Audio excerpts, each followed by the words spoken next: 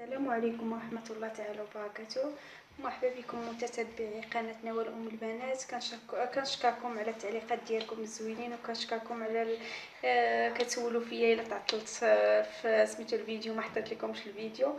اليوم جبت لكم واحد الوصفه فعاله بزاف، درتها في وجهي، عطاتني واحد الاشراقيه رغم المقادير سميتو المكونات ديالها البساط.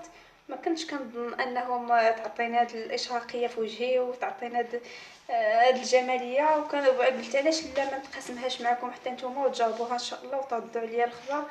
وكنشكركم بزاف بزاف. دابا ندوزو المكونات اللي غنحتاجو في هاد الوصفه. غنحتاجو ليها معلقه ديال سنيده. المكون الاول معلقه ديال سنيده، وغنحتاجو المكون اللي قلت لكم هو نيسكافي، قهوه سايعه الذوبان. جربتها على وجهها، جاتني عطاتني واحد الاشراقيه، لان الجار ديالي والصديقات ديالي سولوني عليها، هي اللي كنت كنديرها على وجهي. ان شاء الله تجربوها حتى نتوما وتكتبوا لي في الكومونتير. نكبوا واحد الساشيه ديال قهوه سايعه الذوبان، وهاد جوج مكونات كنخلطوهم بماء، كنزيدوا عليهم مواد، نزيد عليهم هاد المعلقه ديال المواد، ونحاولوا انها سنيده وقهوه سايعه الذوبان تذوب لينا في مواد. نحاولوا سنيده، ما ديك سنيده الحبيبات ديال سنيده ما يبقاوش لينا، ونحاولوا اننا منين ناخذوا سنيده تكون رقيقه، الحبيبات ديالها يكونوا رقاق، ما يكون رقاق عفوا، ما يكونوش غليظ. هاد الوصفه خطيره، كتعطي الفعاليه للوجه وكتعطيها الاشراقيه. والمكونات ديالها تقريبا انا دومتها 2 اسابيع وعطاتني نتيجه، لان صحاباتي كما قلت لكم صحاباتي سولوني على النتيجه ديالها. وان شاء الله حتى نتوما ان شاء الله تدوموها وتشوفوا النتائج ديالها. رغم سميتو الوصفه المقادير اللي فيها بساط، نحاولوا عاد مع سنيده باش ما تخافوش من الحساسيه. انا عندي بالنسبه للحساسيه كاينين شي حوايج لانني كنديرهم كيديروا لي الحساسيه في وجهي.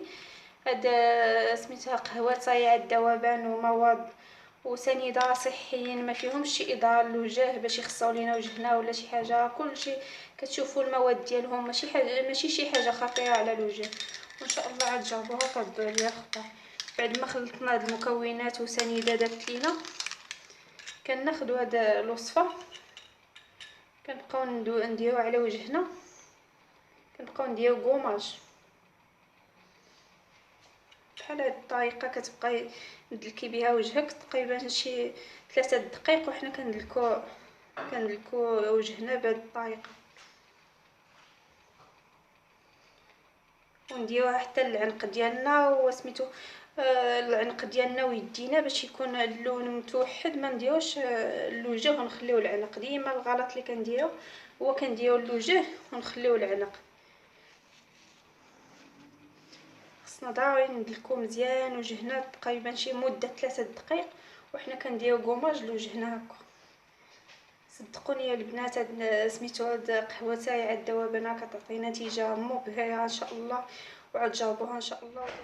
بعد ما دلكت انا يدي هكا، نتوما دوموها على وجهكم مده تقريبا 3 دقائق وانا كندير الكوماج. صافي نخلي هاد الوصفه في يدي ووجهي والعنق ديالي، نخليهم تقريبا 20 دقيقه حتى ل 30 دقيقه على حسب. الا كنتو جالسين نتوما مساليين، انا كنديرها هكا بالليل كنخليها حتى الوقيته اللي بغي ننعس عاد نمشي نغسلها. ونعطيكم ان شاء الله باش نرطبوا وجهنا منين نغسلوا وجهنا. دابا نخليها انا تقريبا 30 دقيقه، عاد نغسل يدي ووجهي ونعاودوا نتلاقاو باش نوريكم ان شاء الله باش نرطبوا يدينا ووجهنا من مورا الوصفه. بعد ما خليتها 30 دقيقه في يدي ووجهي، انا درتها على يدي ووريتكم على يدي دلكتها تقريبا 3 دقائق، وانا كندلك في يدي وفي وجهي دلكت عاوتاني وجهي درت ليه كوماج 3 دقائق. دابا غندوزو ان شاء الله باش نمشي نغسلها. وصل تقريبا 30 دقيقه هذه باش خليت الوصفه على يدي ووجهي. ندوز دابا ان شاء الله باش نغسل وجهي ويدي باش نديرو المواطب اللي غنديرو هاد الوصفه. يلا على بركه الله. كما كتلاحظوا النتيجه كتكون هائله. سميتو كما كتلاحظوا انا غسلت يدي، كتحيد كاع الشوائب وكتحيد كاع الاوساخ والحاجه كاع اللي كتكحل لينا يدينا بحال الشمس بحال. دابا كندوزو ان شاء الله باش نعطيكم المواطب ديالها. وعلى حساب المواطب اختياري، كاين اللي عنده مواطب كيدير المواطب ديالو يديرو. انا نعطيكم هاد مواطب طبيعي. هنا نص معلقه تقريبا ديال الزيت العود. انا كنفضل انني ندير المواد طبيعيه هكا، ما نديرش محافظات، مواد محافظه.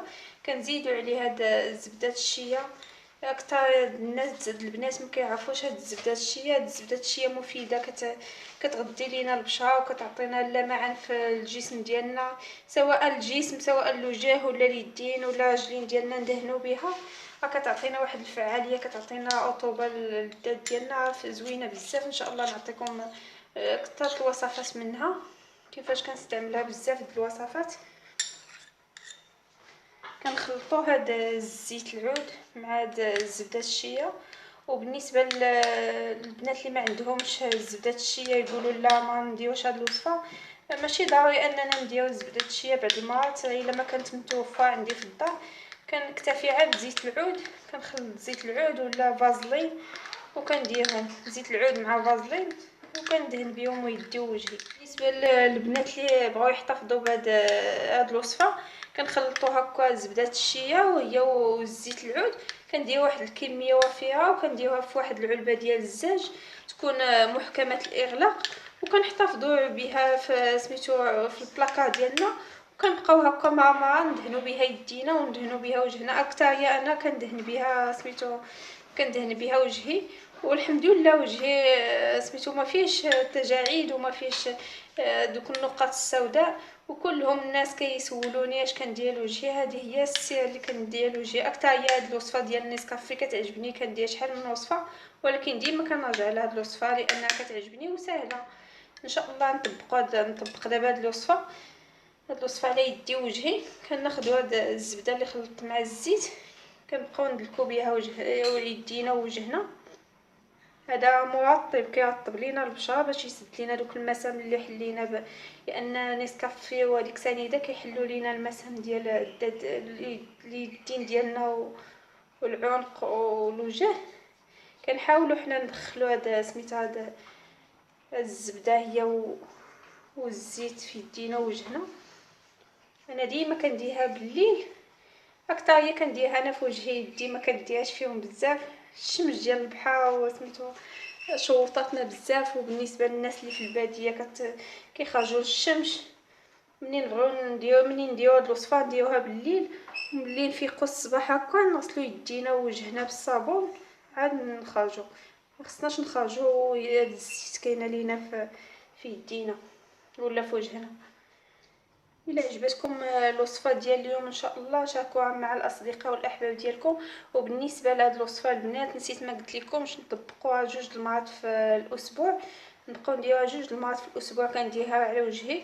وان شاء الله تعطيكم شي نتائج مبهره ان شاء الله. لانكم ولا تكتبوا لي في التعليقات ان شاء الله واش عجبتكم الوصفه واللي جربتها ان شاء الله.